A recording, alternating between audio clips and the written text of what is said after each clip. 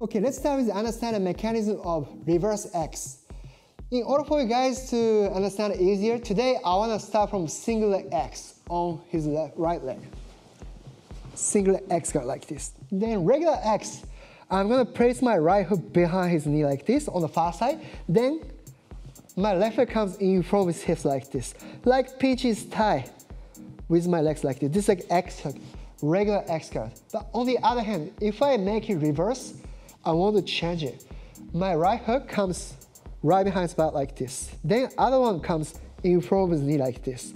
So I call this position as a reverse X. Then this is slightly different to the regular X guard. Then you need to understand the difference in each other, otherwise you cannot use it properly. So regular X, this is a lot of control. I can control his unit hips, then he cannot move it. Then I can do push and pull belly easily. But on the other hand, if I make the reverse like this, yeah, there's less pressure.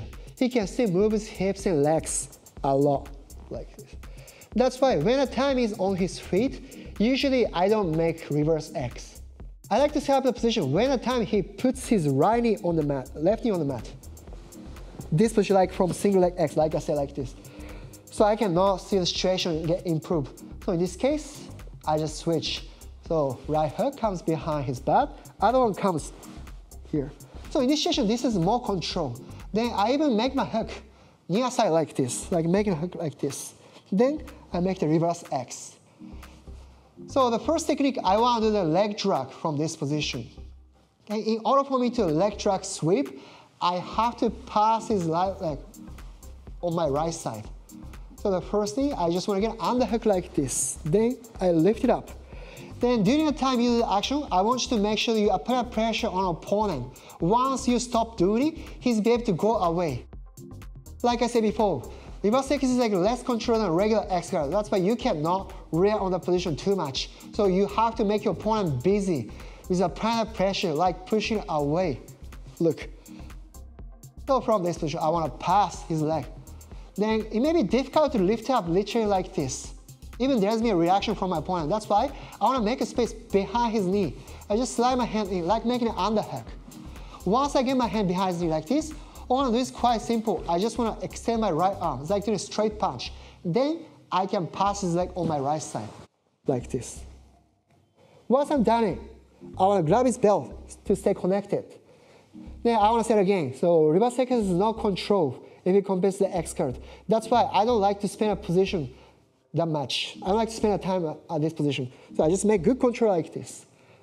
Then from now, best case scenario is supposed to be a back take by changing the angle like this. But today I'm not going to do this one. I already show a lot of times in regular X guard. So this time is more like a rely on his reaction. There's been always action reaction. If I do something as an action, he's going to do something as a reaction. So as he doesn't like to take in the back, he tries to turn back to me. Look, even this time, I want to keep it tight like this. I don't even allow him to go away. But most of the time, in order for him to defend a back take, he tries to turn to my side. But this is the time I can make the maximum benefit leverage to use the reverse X. I just want you to see my legs like this. This is really good at lifting him up over my head. Once I lift him up, I'm going to push him to the side. He's going to fall on the mat. After he falls on the mat like this, look, I just want you to see that. I'm making like a leg drag position. All I do is quite simple. I stay tight on the side of his hips like this. Then I want to let go of the left hook. That is going to be on the floor like this. Then I want to take top position, but I don't like to rush yet. He's still active. I have to make him inactive when the time I take top. I want to show the worst case scenario. So from this position, if I simply come up, even though I drag his leg, he can still regain an angle. So in order for me to avoid, I have to push his lower body to the other side, like twisting his body. So from this position, so with the leg drag hook, I push him like this. Then I want you to make sure that I slightly push his knee towards his shoulder like this. then it's a less space for him to turn to my side. So once I've done it, as if I'm driving my head to the other side.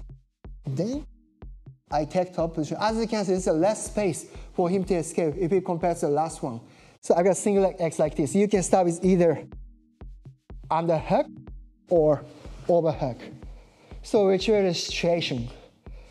So his weight is on the far side leg. So in this case, 1 and 2, like this. Now I want you to make sure that you use your knees to keep it tight. If you open it like this, it's wide space is opening. He can easily escape. That's why reverse X is more like a pinch your knees together like this. This type of action, if you compare to the regular X. So once it's done, I want to pass his leg to the side. He may even grab something, but it's okay. During the time I do the action, I want to keep him away with the pressure, like push him away. And then I slightly lift up his leg. Once I find a space, is it hard to stay on your hand? So once I lift it up, I just get my hand in like this. Even though he resists, I should be able to do that. Look, I just do the straight punch. Then his legs goes automatically on this side, like this. If I can find a space, I can even grab the belt on this, like with both of the hands, like. Then he tries to defend. He tries to come back to me. Look, this is the time I bring him down to the ground. Look how I keep the butterfly hooks with both of my legs like this. And once I've done it, I take our left foot on the mat. Then before I take top, I slightly push him to the side like this. Then I don't even make the gap between me and him. I slightly come up towards his left leg. Then I take a top position.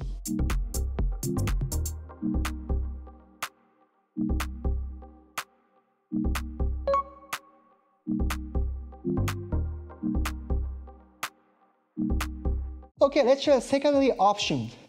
If it's possible, I want to do the last one, but there's been always a reaction from my opponent. In order for me to do the last technique, his left knee needs to be on the mat like this. Then I was going to be able to lift up his leg. But this is more like defensive what he likes to do. He's more like coming back to me like this.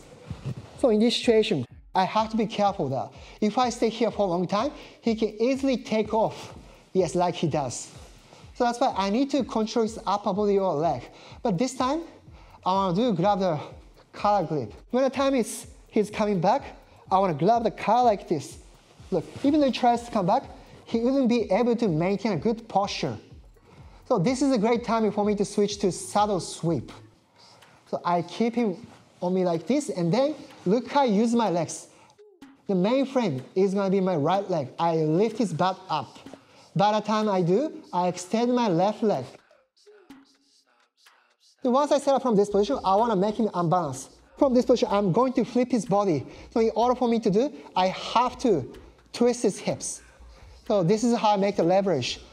I pull my left knee towards my shoulder, like doing a reverse bicycle kick. As I do so, I can push his knee from outside. Then I can automatically twist his hips. As I twist his hips, he loses balance. Optionally, I can even cross my legs. After I go like this, what I do is come up with my legs. I just want to simply extend my legs.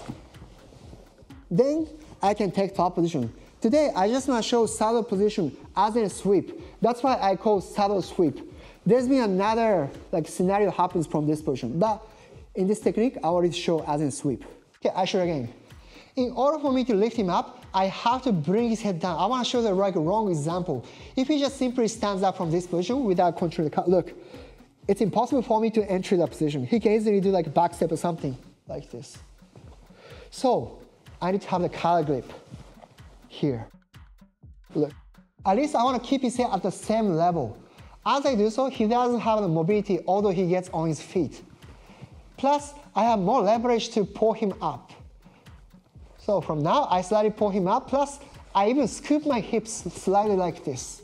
If he puts his hand, like both of his hands on the mat, that's going to be a best case scenario. But sometimes he may keep his hand like this. But it's okay. All I'll do is flip his hips from this position. Look, I extend the leg. Then I want you to see how I use my left leg. I'm not going to kick his thigh. I'm going to kick side of his knee. When the time I do this movement, I have to lift up the hips with a butterfly hug. So sit this position. I keep on lifting up with my right leg. This is very important. Once I stop doing it, this is the same as smash pass. If he can switch his hips from this position, look, I'll just smash with like a smash pass.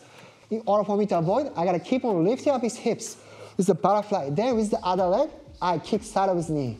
I'll show you again. So here, as soon as I lift him up, as soon as I do the movement, he twists his hips. Then he's gonna lose his balance.